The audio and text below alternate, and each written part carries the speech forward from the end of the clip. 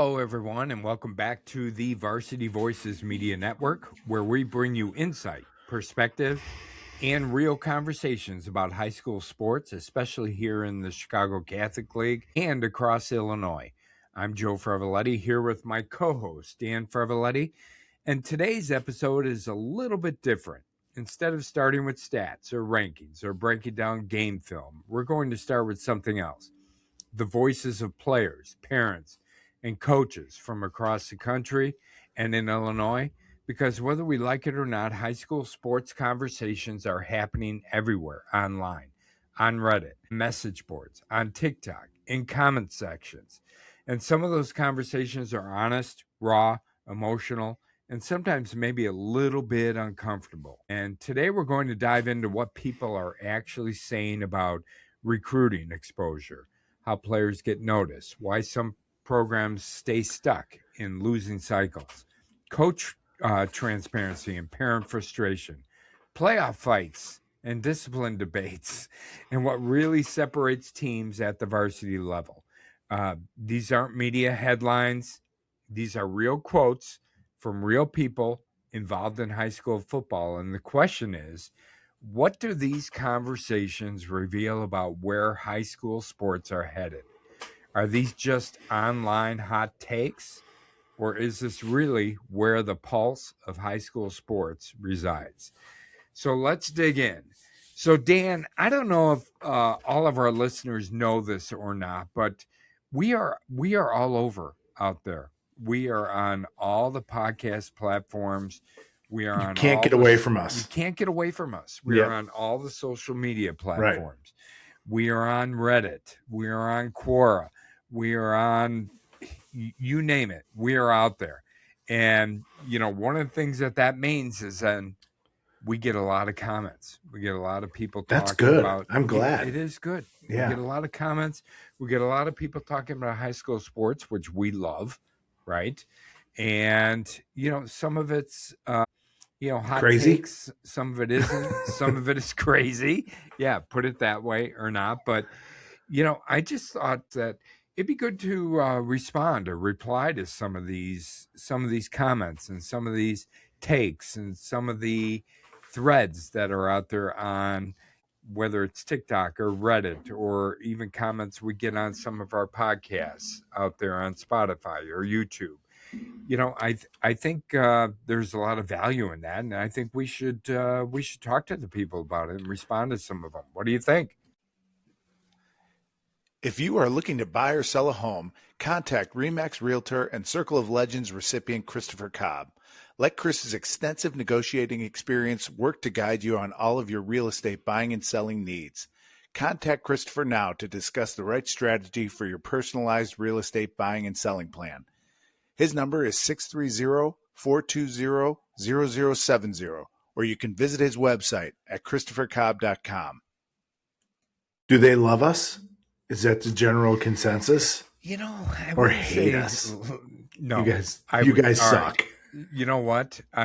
You said love us or hate us, so I'm going to go down the middle. All right. Yeah, that's good. That's probably good. We're doing it the right way if that's the case. Yes, we are. And, you know, but one of the things is the things that we talk about, Dan, spark conversations, spark debate, spark comments, whatever it might be. And I think that's good. I think it's good for high school football. I think people, you know, being able to have those kind of debates and have those kind of discussions is good, especially considering where high school athletics are right now, and all the things which are going on, which are changes, right, and are new. And yeah, I think, yeah. People. And I think there's some education that can happen. Not that we know everything, but I mean, you know, just seeing some of them, I think there's a lot of people that take our kind of trickle down theory of what's happening in college and kind of place it in high school. Mm-hmm. And when the rules aren't the same, you know, and it's not the same animal, and people tend to think it is, and because it looks the same on the field and people talk about certain terms and use certain terms, but it's still different in a lot of respects. So I think it's important that people know just what what is real and what's not real when it comes to college versus high school. Yeah, and I'm guilty of that too, to some extent. I look at the college game and I think, oh, the high school game, it's going to mirror that, and it's just a couple years behind or whatever. But then we've also talked about on several different episodes in that there's something special about high school, which is just a little bit different than everything else. It's Right. different than college. It's different than pro, obviously. But, there's something about that high school experience which makes high school athletics and high school sports different. Yeah. Thank goodness too for it. Thank goodness. Yeah. Yeah. All right. All right. So, let's talk about a couple of things that we've seen out there, Dan, wherever it might be at. Okay. So on Reddit, there was a question by a Reddit user that asked how a high school player can get noticed by scouts, right? And we've mentioned this kind of in a couple episodes, maybe one of our Dear Dan episodes. We talked about this, but what I find interesting is to look at some of the replies or comments. So it's like, ball out this season. Don't worry about the scoreboard. Play every play like it's a highlight reel. All right. Like Use that. Huddle. Yeah. Use Huddle to make a highlight reel. Yeah. Make a professional Twitter with your first and last name, year of graduation, high school, and highlight reel linked in bio. Get out to as many college camps as possible. Ones ran on an actual college campus. All good, right? Yeah. But I feel like this is what people have been saying for the last 20 years. Right? Yes. Yeah. Do you or not? Yeah. I mean, the technology may have changed. Some of the things, some of the opportunities may have changed, but I recently heard something that said every question can be answered with follow the money. So when you are thinking of doing some of these things, understand that there's another side to it, and on the other end of those camps, someone's making money, and so you are a number. You're a number, 23 camper, whatever that is, and you paid your $150, and so, I mean, Joe, my thoughts are that there's more to this before those steps, all those steps that commenter made. And I think the first thing that a high school football player should do that wants to play college football is be realistic about where they can play. Do some of your research on some of the size, speed, and some of the minimums, and pay attention to who's getting recruited, and understand that there are things you can and can't control.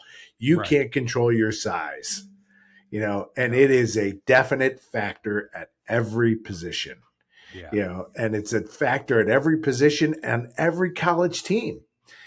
So are there exceptions to the rule? Absolutely. But I think before you do anything where you're paying for camps, I don't know if you have to pay for huddle highlights or not, but you have to ask someone who knows to give you an evaluation and say, where do you think I can play?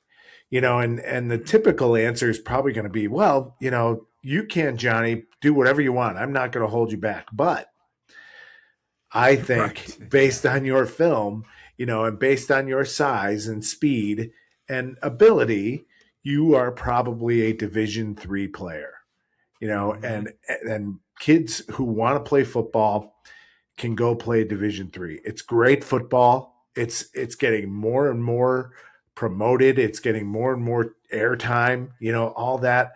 And so I think a problem that kids have is that question of how does a kid get noticed is, first get noticed where, get noticed at what level.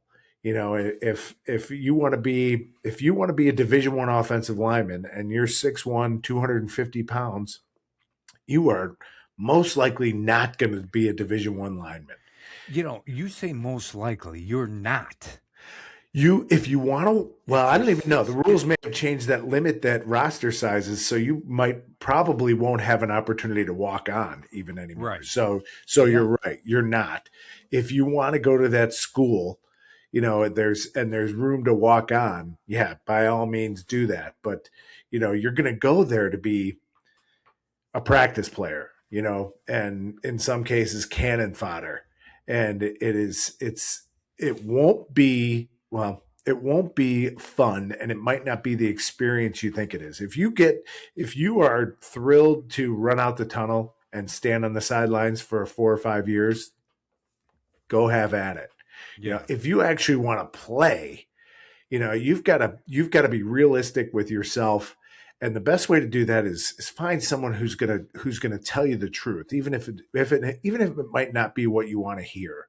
Yeah. Because you're going to save yourself time, effort, energy, money, by that next step, which is make a huddle film but send it to the right people, which is Right. go to camps, but go to camps at the right level, which Yeah. is get out there and play your butt off, and with the idea that I'm going to play my butt off to impress this, any Division III coaches that are looking. Because if you just look at the numbers and do some math, you can find out a lot of that. But have someone in your life that's going to tell you the truth and listen to them. Yeah. I think that's really good advice. I do. And I think, the other thing that's changed over, I'd say, the last decade, right, is so we know Division III, great football at some Yeah. really good Oh schools yeah. out there. You get a great education, Yes. right? But if one of your goals is to, say, yeah, I love Division III football, but I want to get some money, right? The proliferation of some of the NAIA schools out there, Yeah. and some of the Division II as Oh yeah. well. Yeah. I mean, they are really looking for players. Yes. They are, Yep. And if you're somebody who's working hard, you're somebody who's playing hard, you're somebody who's conscious about their grades, also, doing all those things that are important as far as your team is concerned, yourself is concerned, your grades are concerned, you can get noticed by D2 or NAIA schools for Yeah. sure. For sure. Even if you think I'm only a D3 player, well, NAIA takes a lot of guys who would have ended up at D3, right? Yep. And they provide a little money, Yeah. right? Yeah. And they'll So take yeah, that 6'1", 250-pound they lineman. will. Yeah. If you're a Yes, stud. absolutely. The original question was, how do you get noticed? And it's be realistic for one, but you do have to be out there. Yeah. Do all Right. those other things then. Yes. But start with being realistic. Yes. Start with being realistic, and then zone in on what is realistic as far as schools. Do your research, that kind of thing, right? And then, go to their camps and hit the coaches up on X or wherever else they're at as far as direct messages and that, or DMs. And I think that's like the minimum. That's kind of all it takes. And if you can put some good film out there and you're realistic about where you're going to go or want to go, I think the sky's the limit. Right? Yeah. And the other thing I would say about, be realistic is coaches, and I do the same thing. And even these kids we follow on the Catholic League, you overvalue your players or kids you see all the time. You think they are probably better than they actually are. If you can find a disinterested party, that and have them review film, that's easier said than done. But I think that would be a good way to look at it and say, all right, this is someone who's going to tell me the truth. Find a disinterested party. So, in your experience or opinion, how many people or organizations out there are going to do that? In my opinion, there's not many, because what happens is, like, an offensive lineman, he's 6'1", 250, good offensive lineman. He goes to an offensive line camp, or he's with one of these offensive line organizations that, helps them with developing and recruiting. They keep telling them they're the best, and they keep pushing them, right? So Yeah. I'm not sure who's going to tell these kids that realistic standpoint, right? Yeah. Or that realistic point that they need to hear. I don't think many are hearing that at Yeah. this Well, point. and that takes me back to my first point. You can answer every question with follow the money. Right? That's true. Yeah. Yeah. Maybe Yeah. I think a college coach will tell you if they have time. Their thing is their time is just so limited. Boy, yeah. If you probably could make a living off of evaluating film and giving people honest answers. But then Can again, we can we tell people that we'll tell them? I Go would tell ahead, them, send their film to us, yeah, and we will try and be realistic with you. yeah, for That's $99. enough for $99. $99.99 just for this weekend only. Yeah. Yeah. Oh Yeah, gosh. it Yeah. is. Yeah, I mean, if yeah, I certainly would, but I don't know that I'm the best to do that either. But You who don't. is? Yeah, Right? yeah, Yeah. I mean, sure, a Division One coach can come in and, first of all, he's not going to talk to you. He's not coming to see you, right. right? Yes. And he's not going to, give you advice, if you tap him on the shoulder, because he Yeah. has no idea who you are, right? Right. Because he's not evaluating you, he's not looking at you, he didn't watch any of your film, nothing. Yep. So that Yeah. should tell you something right there, Yeah. The right? old adage is if your phone's not ringing, they aren't interested. Right. All right, good. Okay, so there's other comments too, Dan, or other threads out there on Reddit that we've been looking at, and one of the ones that I found interesting was there is a thread out there which was, why do some high school teams stay bad year after year? And I really found some of the comments or replies interesting. So let me just give you a couple of these, right? Okay. High school football is stupidly political. You can't just coach. You have to be a politician, a canvasser, a public speaker, etc. That's one. If your AD, school board, or parents tell the head coach what to run, then it's going to be a disaster. I think we can agree on that. If you don't have a strong youth feeder program, then your high school program will struggle. Now, that was probably my favorite, right? Because Yeah. I think that one might be closest. But, what do you think about that? Why are some programs just kind of stuck in mediocrity or worse from year after year?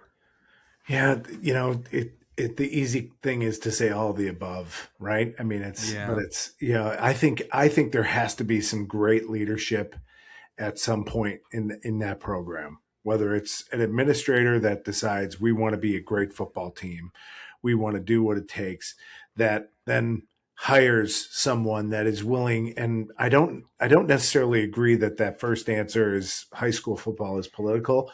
Yeah. It might be from, in some respects, who plays, who doesn't. I get that people are always going to think that. Yeah. Coaches That's always want to play. parents talking. Yeah. Yes. Coaches always want to win. They are, if that player is better than the other player, then that's who they want to play. If they are equal, there's going to be some give and take there, and whatever that involves, is whatever it is. So I could see where some people think that, but coaches really aren't thinking about that on Tuesday afternoon on the practice field. Is Right. like, who should I play? But I do agree that coaches in today's game have to be, jacks of all trades. Yeah. They do have to be a motivational speaker. They do have to be a recruiter. They do have to be, someone who can work a booster club and who can put together. They do have to be incredibly organized. They can't just in my opinion, the days of, X's and O's coaches just kind of sitting behind their desk and drawing plays, will keep you in mediocrity. Yeah. Because kids have choices, right? They can go to different places. We've seen it's as easy as, you know, moving across a line or however that gets done, that players end up where they want to be, and good programs attract good players. It starts with the players, so there is some of that has to take place. The coaches do have really difficult jobs. I think it takes really bold leadership at some level of the school to say we are done being bad, and Yeah. let's figure out steps that get us to improve. I All don't right. know. So I've got a question for you. And these comments and this thread kind of brought this to the forefront in my head when I read these. But do you think a good football coach, X's and O's, all right, just X's and O's, do you think that is enough to turn a program around? Or let me add something else to this, right? Do you think being a good football coach in today's high school environment is being good at the X's and O's, right? But also being somebody who's as good as the X's and O's as bringing in or keeping your talented players? Do you think those two go together? Or do you think in the first case, if you're a program that's gone 3-6 for the last 8 years, hasn't made the playoffs, you bring in a coach who's really good coach at X's and O's, is that going to make a difference if you don't have the talent? Yeah, they might go 4-5 or Four and five and five. four. So it might make a game difference, right? One game difference. Yeah, that's what I think. I mean, I Yeah. think that it starts with player. That you need the talent. You asked me a question on one of these before. Would I rather coach a bunch of, overachievers or that really talented group? Well, you're going to win a lot more with the really talented group. There are, Joe, I guarantee there's great coaches at those perennial 3-6 teams. I guarantee it. There's too many of them out there.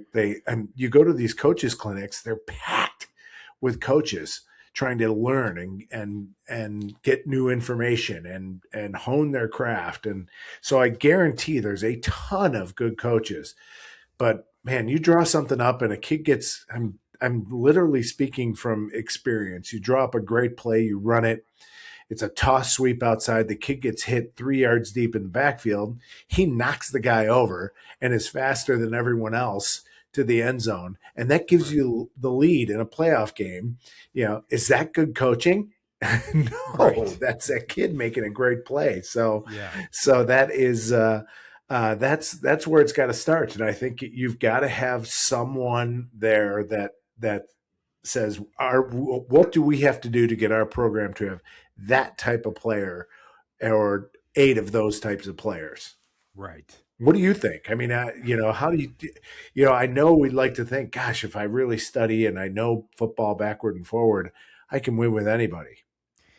You know, yeah, I don't think that. I do think that you can make a difference to some extent, but if you don't have the talent, um I don't think you're going to make that big of a difference, especially in today's high school environment.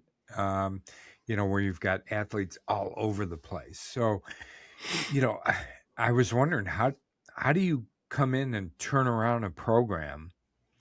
And let's talk about, I hate to bring the public private thing in this, but if you're a coach going into a public school, right? And they've gone 2-7 or 3-6 for the last 6 years. What are you going to do to turn that program around? Yeah, Um, you've got to have a vision, and you've got to be passionate, and be willing to take some lumps and understand it's not going to happen overnight. yeah, Maybe the public league's different because you can get a bunch of players in a year if you are a guy that's dynamic, and so you can have the Indiana type turnaround, and I'm talking about college being like high school, Right. but it's so limited in places where you can do that. That's not something that you can do, in 1 year in most schools, Yeah. but it's going to take some time. But you've got to stick with it. You've got to have a plan, and you have got to stick with it, believe in it, and not, you know, be be willing to adjust, but but see the big picture and continue to work that plan.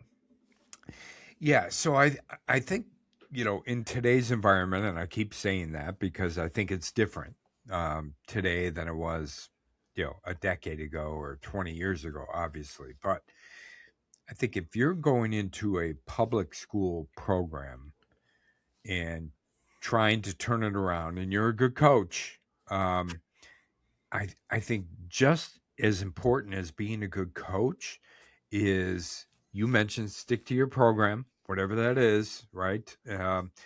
But I also think you've got to keep the good kids in your program, right? I mean, there's a lot of competition out there right Yeah, now, for as far sure. as, you got a kid who can go, hey, I don't want to go to this school. We won 2 games, we won 6 games in the last 4 years, Yeah, but I can go over here. It's 20 miles away, right. and I can go to that school. So, there's so much that goes into it, and it would be really difficult. But there's coaches that do it. Well, we're seeing it. We're seeing Yeah. it in real time. And again, we don't follow the public league, so but we are seeing teams that are, as much as you see the same teams winning the championships every year, Right. you do see these new teams, and we kind of, I don't know if laugh it off is the right word, but we always make a, kind of a thing about these teams that have kind of come up, but you see it with other teams that build and stay. Like I'm thinking of York, and they were Yeah. terrible, several years ago. But I'm also thinking of Leo. We both see them as on the way up. It's a crawl. It is. Mm-hmm. It's not overnight, but there's a coach that is so far shown that he's doing the right things to turn that program around. But it's not Right. going to be overnight. Yeah. Okay.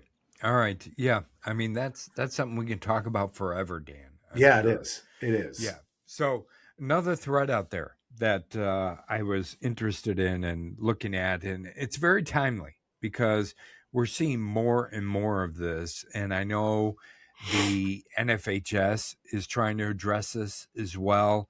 But I'm not sure how this is going to happen. But anyway, the thread is, there is a massive sideline clearing fight between two Georgia high school teams, which Yeah, I led saw that.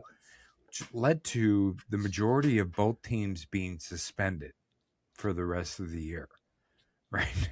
So it essentially ended their season, right? Both teams. Yeah. And I did see a bit of a video of this, and it was not pretty, not No, pretty it at was all. nasty. I Yeah, mean, there I did were too. kids out there ripping helmets off of other kids, swinging helmets around. It got really dangerous, and the Georgia High School Association, call it that. I'm not sure exactly what their name is, but they suspended the majority of their players for the rest of the year. Um, and everybody at first was kind of shocked, but then some of the comments out there regarding this was, the video shows almost every player out on the field, which is what the Georgia High School State Association are using to determine their suspensions. I don't think that's wrong, right? No. Mm-mm. No. I mean, we've seen it in all kinds of sports at all different levels. Now, I hate to see these fights which are going on, you know, now in high school, college, we see it in the pros. So everybody seems to think that this is kind of um, you know, a natural thing, or not a natural thing, but something which is not that, Yeah, you know, it's unavoidable. yeah, unavoidable. But Yeah. how do you think these state associations avoid this kind of thing, or do you think there's anything other than suspending the whole teams if all the players are out there? that they can do to kind of curb this, because I'm not sure it's going to get better, in my opinion. Well, I mean, what the state can do or the associations can do is limited with that. They can and I think they did what they had to do in Yeah. that case, and there's a price to pay. You come out on the field, you start swinging helmets, whether you started it or not. You're making a decision to continue it in a violent way. There's a price to pay for all that stuff, and so you better be ready to pay the price, when you make that decision. And I think, Joe, I don't know, this, I sound like an old man, but I think one of the biggest challenges that's outside of kind of what we talk about from the challenges already of high school football and some of the things we've discussed tonight is I think you have got to teach kids about overcoming adversity and how to overcome adversity and talk about scenarios that they're likely going to see, and I think it's important to let football players know specifically there are going to be times when you get your ass kicked. Yeah. Those guys practice, those guys lift weights, the other team prepares all week, and they might just be better than and Right. if they do something illegal, you got to hope the officials see it. And I know that's really much easier to say here than it is when you're out on that field and it's happening, because you've also got to have an attitude where you don't want to take any crap from anybody either. That's kind of the mentality that you have to. But you've got to coach some of that stuff and talk to players about some of the adversity they might see, and especially in a rivalry game. We've got a ton of rivalries here that we talk about, and I know things get feisty, and we like it sometimes when things get a little feisty. But boy, you've got to make sure that your kids know the line, Yeah. or else there's going to be a price to pay. Yeah, and the price to pay is the stick, right? I mean, and you don't carry the money stick in high school, right? Right. So you can't threaten them with a A hundred fine. thousand dollar Yeah. fine, right? Or Yes. more, Yep. whatever it might be. So I agree. You've got to do something right at when something like this happens to nip it in the bud, right? Yeah. Tell them they're And going to get beat sometimes. yeah, that's true, Not that it's right? okay. Yeah, That you don't say, well, that's okay. We're going to work really hard to prevent it, but it's going to happen, and so you gonna better happen. learn that lesson. It's one of the benefits of sports is that you Yeah, you learn these life lessons, and you can't be throwing helmets and getting violent, and even if someone does something illegal, the illegal stuff happens too. You're going to get clipped and blocked in the back and shoved and, you know, grabbed and your ankle twisted at the bottom of a pile, all that stuff. So you have to be prepared for it mentally and understand how to deal with that. yeah. I think that's a good part of it. I think it's got to be part of your coaching philosophy, right? To make sure you address those kinds of things. What I don't like is you're seeing more and more of this. Yeah. So at all levels, and I'm not sure you know it, it's going to take more probably than just good coaching and trying to teach your kids what's right and what's wrong as Yeah. far as these things are concerned. So Yeah, you it's know it's for sure one of the easier things that, to talk about in a podcast than to live in real life and in the moment, but you have yeah, to I you mean, have to do what you can. just picture, you're a high school player. uh you're on defense, your offense is out there, right? And you see something happen where a player does something to one of your players, one of your friends, one of your teammates. What are you going to do? You're going to run out there, right? I mean, I mean, that's I'm going to want to. I might be, but especially I'm if you see their whole team running out there, right? And yeah. then swinging helmets and ripping helmets off. Yeah, easier to talk about here for It sure. is for sure. Yeah. Yeah. All right. Well, I hope we don't have to talk about that all that much, but it is a topic of concern, of conversation at the high school level across the country. I know And it's something that yeah. it is one of the harder questions that we've discussed tonight. You know, you like I said, you think you have a solution and say this is what we should do. Day one, kids, you know, bad things are going to happen, and but in that scenario, is that really how it's going to play out? So yeah, I'm with obviously with you. I hope it's not something we have to discuss, you know, on a week to week basis. Right. All right. So a couple others, Dan, and I found this one interesting, and it was in regards to player development and identity. Um, and this is not necessarily from Reddit, but there's different forums out there regarding high school football, and you know, people are always asking, or there's a lot of people asking the question, you know, is it what comes first for a high school player primarily? Is it the size, and then you develop that size and athleticism, or is it the talent, right? And you're taking that talent and making the most of that talent, you know, because people talk about or have questioned my son is 6'6", 285 pounds. He's a sophomore, and he's still not playing. You know, should I be concerned about the coaching that he's getting as far as his development because he's got the size, you know, but maybe he doesn't have the talent. You know, I'm Yeah. not sure if somebody's told them that or not. You know, but and then you've got, and we've seen this in some of the schools that we cover in the Chicago Catholic League. You've got some kid who's 5'7", 155 pounds, really talented and really fast and does really well, you know, and he doesn't have that prototypical size that you're looking for. So do you think there's kind of like this gray area in between where maybe that kid who's 6'6", 285 pounds, there's something you can do with them? Or do you think if they just don't have the talent, they just don't have the talent?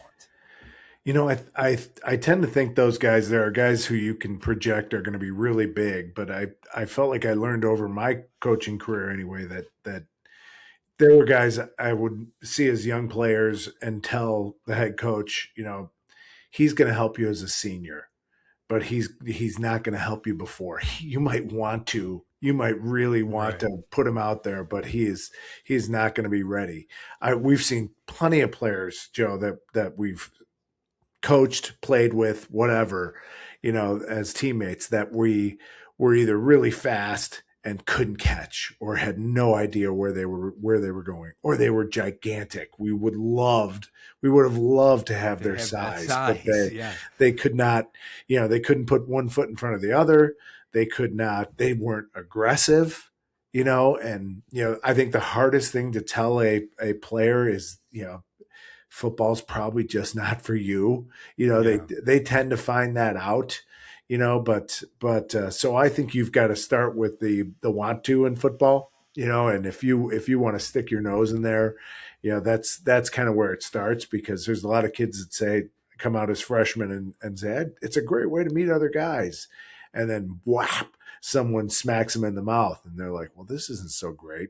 Right. So, I you see know, what I haven't been missing. yes, right. So, you know, Joe, Yeah. thinking player wise, you know, if to equate it back to us, I don't know if we talked about him once, but I can't think of his name, the nose guard for Nazareth, and he's played for a couple years, and he is nowhere near big enough to play nose guard in this conference, and Right. even in high school, and he is such a tough player. He is Hmm. so nasty. I wish I had his name, but he's a kid that has everything but the size, you Yeah. know, to continue playing. And so you're going to have that both ways, right? I don't know. Can you think about guys that you were teammates with that you were like, oh, the size is just perfect? I feel like we had one every year. Oh yeah, for sure. And you know, when I was looking at this thread and then looking at some of the comments, I think the comments were about 50-50 that fell on each side. So, you know, some people would say, you know, it's talent. There's always a talent disparity. Doesn't matter about size, right? And then there's others who would say, you know, it starts with physical aptitude, meaning you've got to have the size, and then natural talent in that order. Well, that makes sense, but for me, when I think about it, I think it's more about the talent. It really is, especially in high school. Yeah. Yeah, that changes, I think, as you get to college and then above, because you know the people who are big and have talent then move on to college and play in college. Right. But I think in high school it's a talent, and we see it all the time. Like the guy you just mentioned, from Nazareth, their nose guard. You know, shouldn't be playing nose guard in the Chicago Catholic League, considering the amount of talent and size and that is in the Chicago Catholic League. But the kid can just play, Yeah. and that's talent. That's Yeah. want to. That's a That's talent, that yeah. desire to do it. Yeah. Yeah, and think about some of the some of the wide receivers for Montini, this year. Oh yeah. Small guys, right? Right. But extremely talented, right? Yes. Yes. Fast and can catch and can run and run routes, and they're they're not they're not a prototypical college, No, par they're not four Quentin Burrell, D1 wide receiver. right? No, they're Yeah. not. Yeah. So in high school, I do think it's a talent which kind of puts you over the top. You and I can probably list 10, 15 guys that we've played with over the course of high school and college that were, we're on the all parking lot team, Yeah. right? Yeah. Getting off the bus. God, that guy looks good. Yes. He's got to be a monster, and just doesn't translate to on the field. Yeah. So That being said, if you're a 6'6", 285-pound sophomore, you know, we, I we I would tell that please kid, keep contact us. playing. Yeah, right. Yeah. Keep playing. If you are enjoying it, that's the key. If you're enjoying it and you just aren't playing as much as you like, stick with it. And then and that might be the answer. Might be you may get it by the time you're a senior. I've seen plenty of kids who couldn't play dead as freshmen be starters as seniors, and it was shocking. Yeah, So that's a really good point, Dan. And I didn't want to say that, hey, if you're 6'6", 280 and you can't cross your feet without falling over, that you shouldn't keep working, right? Right. Because you're right. We've seen guys who might take them a while, but eventually they keep working. You keep working hard, and all of a sudden, they're a real contributor on some team out there. Yeah, and we've also seen the kids who have the size or athletic ability that just don't want to put it together. That if you were to pull them into a room and say, "Do you really want to play football?" They'd say, "No." They're playing for some reason other than the want to. So it starts with really having the desire to play. Yeah, I agree. All right, so Dan, I don't know if I let people know too that we're also on TikTok. Nice. Yeah, so people can follow us out there on TikTok. We've got posts out there, that talk about all different topics. And do they love us? What did you say? Love us or hate us? Yes. They're down or the you middle. suck. You guys suck. Down the middle. Yeah. Some say, hate us, and some, close to loving us. But anyways, I wanted to make sure we talked about, or at least reference some of the comments we get on some of our TikTok posts. All right. Okay. So we did an episode, a Dear Dan episode, which is everybody's favorite. Dan, everybody loves you. Yes, by the way, sure. Just so you know, yeah. Mm-hmm. And one of the questions, the post was, and my question to you is, Dear Dan, are we headed towards a full-blown transfer portal in high school? And you know how we always get caught up in certain debates, private, public, that kind of thing. And people make snide little comments, or little digs, right? So here's a couple, right, in regards to that. So, as far as are we headed towards a full-blown transfer portal in high school, we are in privates, but public is much more restrictive. Right. Another one. How do you think Lincoln Way East built their roster? Are they private? Nope, they're Oh, public. okay. All right. You Interesting. know, and then a couple more, really kind of get to the heart of the matter and really understand it. It's a shame trying to win a championship with the buddies you grew up with used to be enough. Now everyone is a front runner. It's all about the next level, right? So there's some truth to that, Yeah, right? that's yeah. I tend to think that a little bit. Yeah. And one more, and this one very prolific comment here. So the proliferation of transfers has gotten way out of hand. And of course, the IHSA has done nothing about it. There used to be rules, but nothing gets enforced anymore. What's worse, and this needs to be addressed, is the poaching. Several well-known programs actively recruit kids at other schools. This needs to stop. Fastest way to do that is to put big restrictions on transferring, and that goes for everywhere type of move: private to private, public to private, private to public, public to public. Say that 5 times fast. So obviously, this follower of us on TikTok has put a lot of thought in this, and when I read this comment, I thought this is somebody who's close to the situation, in my opinion. Don't you Yeah, think? maybe. Yeah, maybe. I kind of thought the same thing, and I think, yeah, Joe, I've heard stories of poaching from I So have mean, I. yeah, Yeah. they are not great, and they are, people who are walking the line, and no, I don't actually coach there. I'm just a fan, and happen to be here talking to one of the players, one of your best players, and Oops, I just so dropped my wallet. yeah. No, I'm kidding. I'm kidding. Don't Yes, send me more comments. right. Although The we'll talk Yeah, about them in our next, Voices from the Stands episode. yeah. So it's that is that to me is just crazy. Like, really, you're putting that much effort into making sure your high school football team is a winning team. It's you know, and I always talk about how just enforce what's on the rules, but Right. and so these Yeah. same people better never be the ones who know someone who's saying, "Oh, you should get a lawyer and sue the IHSA," for to play because Right. that to me is what's changed over the past 5 years is that we're seeing the IHSA say, well, you've got to sit out a year, and what's happening? That we've heard the stories.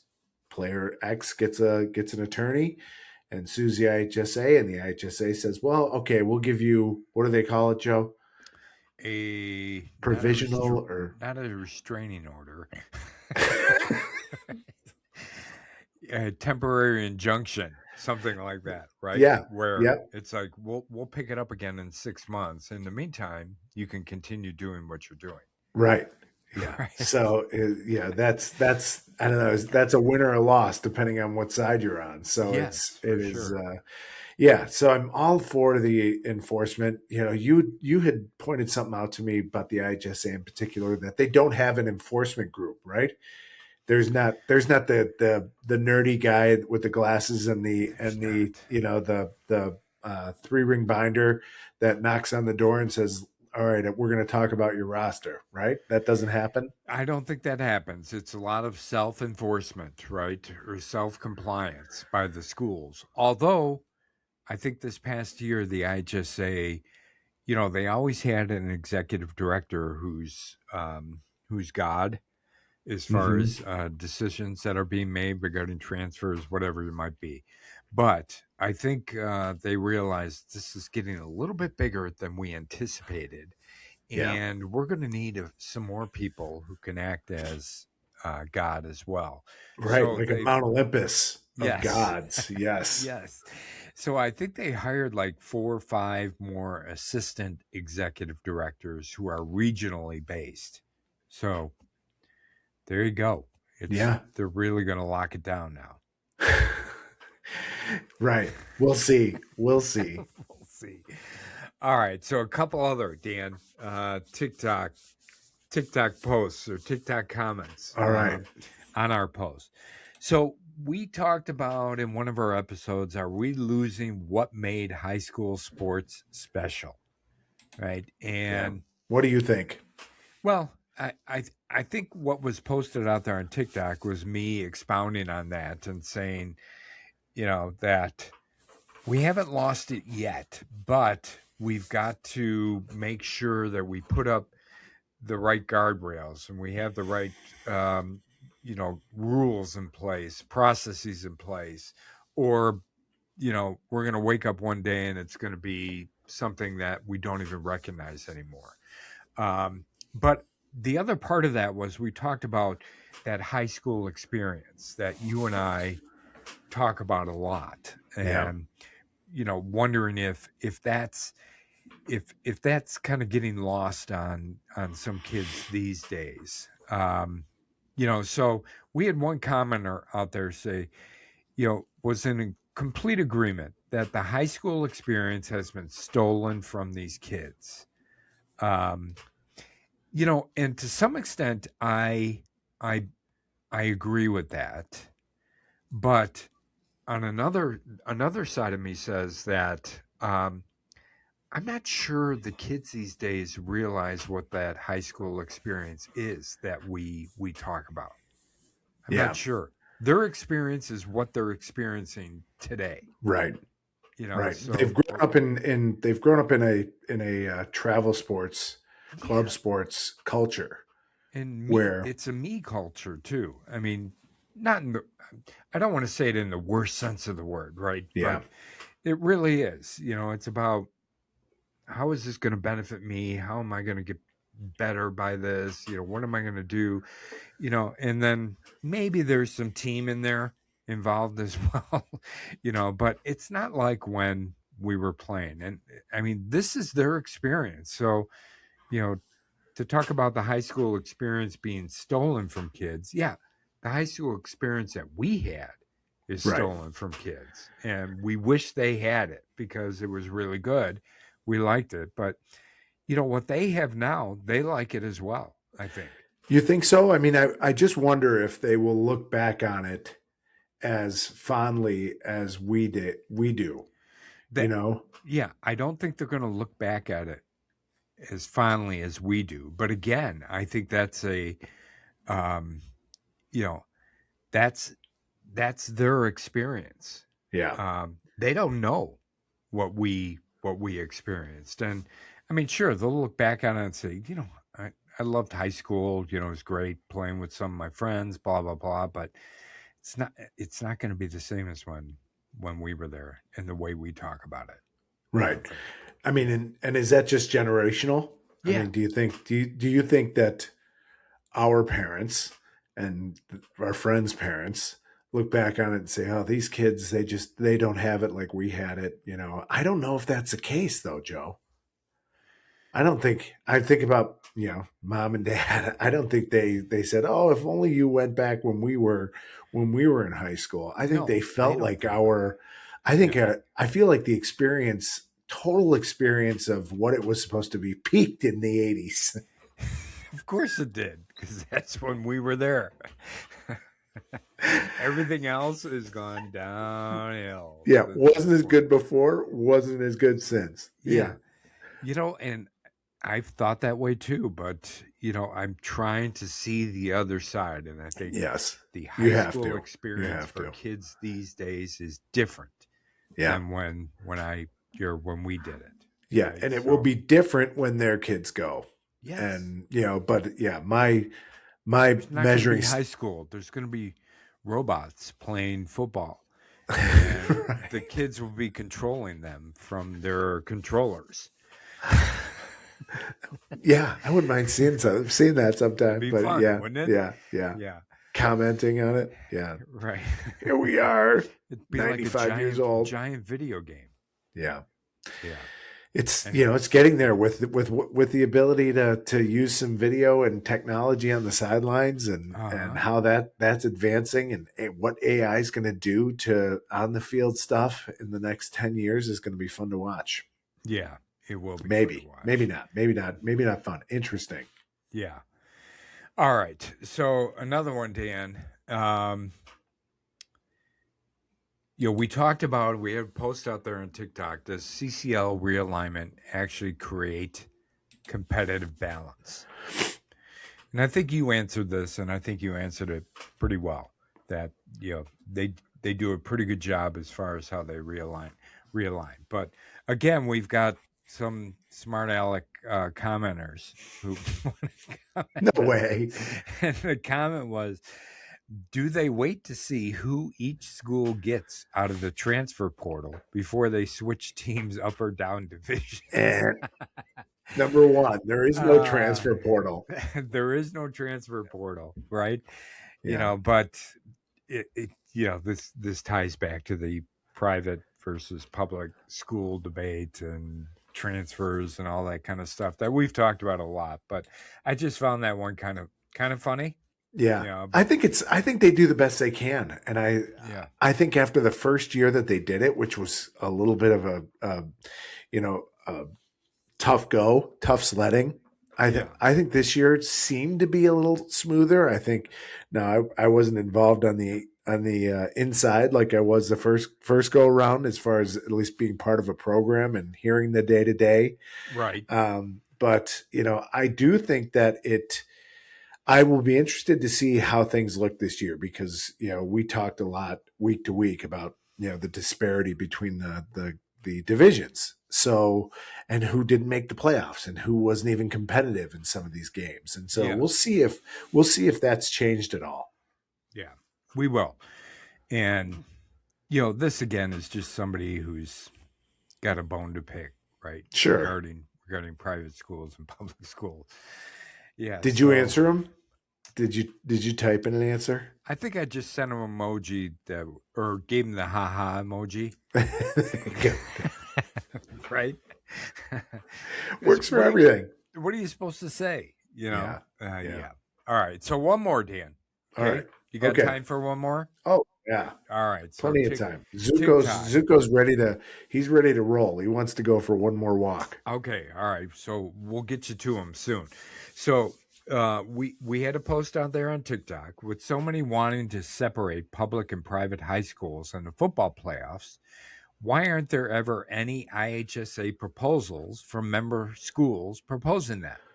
Oh, Joe, you talked about this. Yeah, you right? comb the proposals, and have never seen one out there, right? All right. Yeah, so, at least this year. So people, have a theory as to why there's no proposals out there, Dan.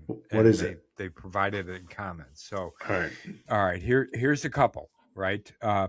There's a complete difference and I have coached at both.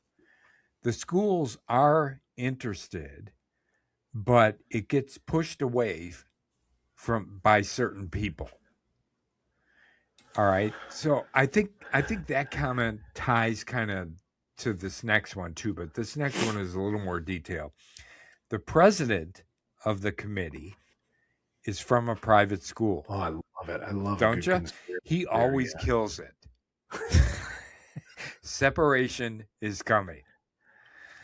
So what do you think, Dan? You think there's some conspiracy behind the scenes at the IHSA where you've got an official who's from a private school and he's killing these proposals that are being presented every year by 16 public schools to separate into public versus private? You think that's going on?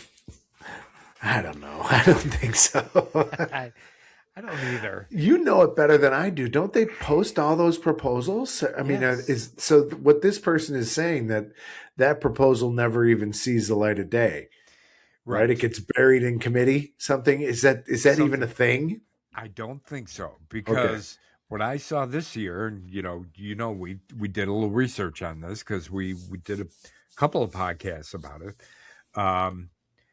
There's about 35, 40 proposals that are submitted, and then those are whittled down in some kind of committee, and then they put together. I think they put out, there were maybe 16, 18 that were eventually voted on, right? Not one of those initial 40 proposals was separate public and private. when it comes to the playoff and state championship series. So Yeah.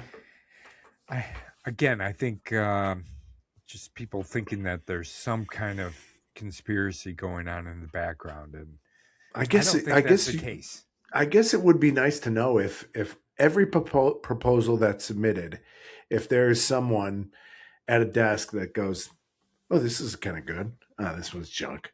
This one's good. This one's junk." If there's someone like who's screening resumes, so to speak, Right. and throwing out, do they get 250 proposals a year? I mean, is that something that that a school wants to do?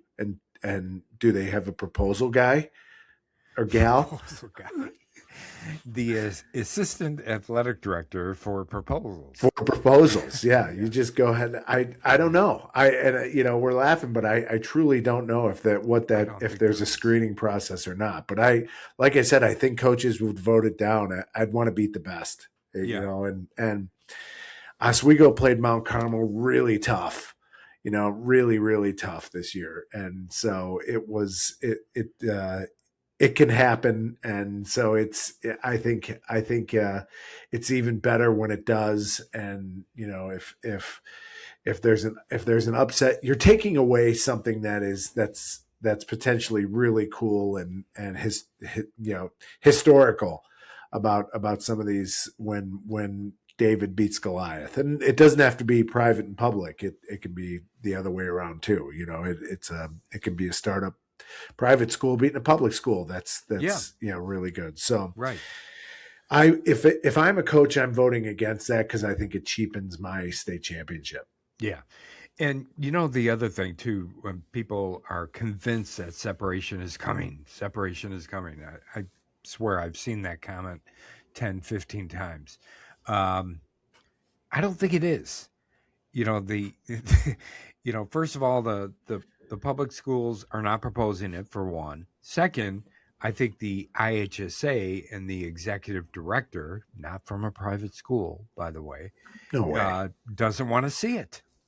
So it's not going to happen unless I don't know, something drastic happens. And if people say that what's happened over the last 5 years is drastic, from a private versus public, well, it still hasn't changed anything, Right. right? Yeah. So I don't think it's going to happen. So yeah, I don't either. I think it's like I said. I think coaches want to compete against the best, whether they're public or private. Yeah. All right. So what stood out to me reading through all of these comments? It's not just the opinions, Dan. It's the emotion. Yeah, the passion is there. There's a lot of emotion and passion around these different topics, and that's not going to change. I mean, you can feel it in the pressure, kind of in the recruiting posts. You can hear the frustration in some of the, losing program discussions. You can sense the tension, right, in the playoff controversy debates. High school football and high school sports in general mean something to people. They mean opportunity, they mean identity, they mean pride for communities. And when something means that much, the conversations can get intense. But here's the key: if we're going to protect high school sports and make sure they stay about development and stay about growth and opportunity, we have to be willing to have these conversations. We make light of some of them, but they're all, some serious topics that are serious to people who weigh in on them, right? And not just online, not just anonymously, but openly, thoughtfully, respectfully, all of those things. And that's what we do here, Dan, on the Varsity Voices. Wouldn't you agree? Yeah, that's why we're doing it. That's why we're doing it. All We're right. another avenue. So please comment, and people, we love looking at them and doing podcasts based off them and would love to get ideas from them and so on and so forth. So yeah, please keep commenting. Yeah, so as Dan said, we'd love to hear from you. Are these just online conversations and overreactions, or are they signs about where high school athletics is really headed? And so drop a comment, send us a message. Let's keep the conversation going. If you enjoyed the episode, make sure you subscribe, follow, and share it with someone who cares about high school sports and its future as much as you do. And this is the Varsity Voices, and we will see you next time.